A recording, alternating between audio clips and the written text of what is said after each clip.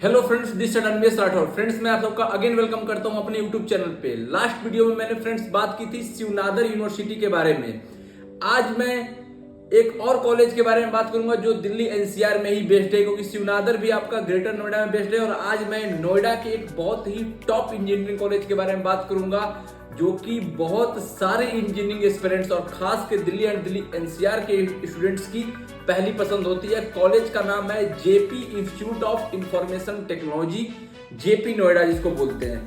अगर मैं जेपी नोएडा के बारे में बात करूं स्टैब्लिशमेंट ईयर की, तो 2001 में ये कॉलेज स्टैब्लिश हुआ था। प्राइवेट कॉलेज है आपके यहाँ पे नोएडा में इसके दो कैंपस है, सेक्टर 62 और सेक्टर 128। अगर मैं सेक्टर 62 जो कि इसका मेन कैंपस है उसके बारे में बात करूँ, कैंपस एरिया की 15.5 एकड़ का कैंपस एरिया है।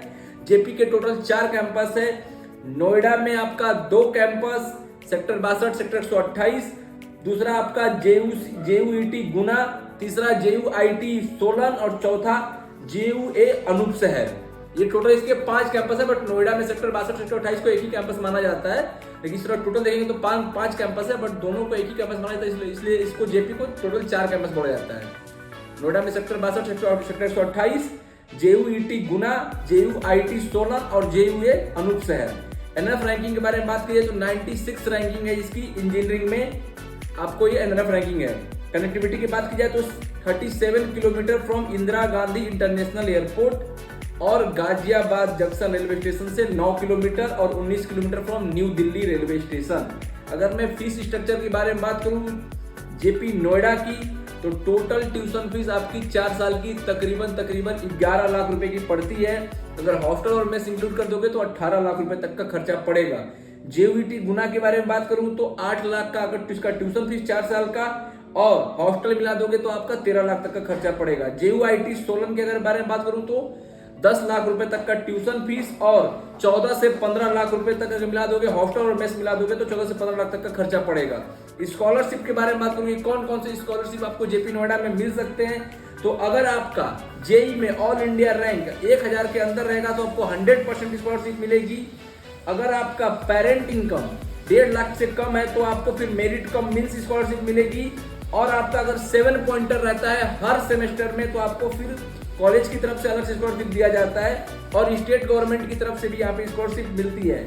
मोड ऑफ एडमिशन के बारे में बात करूं तो जेई मेंस आपका और जेपी का जेआईटी, जीयूईटी और जीयूआईटी, इन चारों कैंपस में जेई मेंस और 12th बेस के बेसिस पे एडमिशन होता है। आपका 12th की परसेंटेज के बेसिस पे भी आप अप्लाई कर सकते हैं और अगर जेई मेंस में आपकी अच्छी रैंक है तो उसके बेसिस पे भी आप यहाँ पे अप्लाई करके यहाँ पे डायरेक्ट एडमिशन ले सकते हैं। एलिजिबिलिटी की बात करूं, मिनिमम एलिजिबिलिटी तो क्लास 12th में पीसीएम में आपका फिजिक्स केमिस्ट्री मैथ में 60% होना आपका कंपलसरी है आपका। अगर मैं कट ऑफ के बारे में बात करूं तो सेक्टर 62 का जो लास्ट ईयर कट ऑफ गया हुआ था कंप्यूटर साइंस इंजीनियरिंग में, अगर मैं जेई मेंस रैंक के बारे में बात करूं तो क्लोजिंग रैंक थी अप्रोक्स 54,056।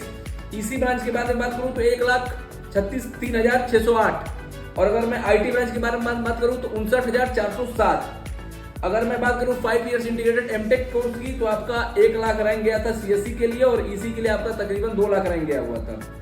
सेक्टर 128 के बारे में बात करूं तो आपका तकरीबन सीएससी के लिए 82,108 रैंक और ईसी के लिए आपका 2-2.25 लाख तक भी अगर है आपका रैंक तो आपको ईसी यहाँ पे मिल सकता है। प्लेसमेंट के बारे में बात करूं, जेपी नोएडा का एवरेज प्लेसमेंट आपका 8.5 से 9 लाख रुपए का है। आपका मीडियम पैकेज 6.5 तक का है। आपका हाईएस्ट पैकेज आपका 50-55 लाख का मिला था एडोबे के द्वारा। सेकंड हाईएस्ट पैकेज आपका 41 लाख का मिला था आपका डीसॉप के द्वारा और अमेजन के द्वारा। मतलब यहाँ पे ये प्लेसमेंट्स मैं क्यों बता रहा हूँ, यहाँ पे सारी बड़ी बड़ी कंपनी यहाँ को विजिट करती है, चाहे वो डीसॉ हो, अमेजन हो, माइक्रोसॉफ्ट हो आपका या एडोबे हो, सारी बड़ी बड़ी कंपनी विजिट करती है क्योंकि ये एक प्रकार का सेकंड आईटी हब है आपका दिल्ली एनसीआर और जहाँ पे ये कॉलेज बेस्ड है।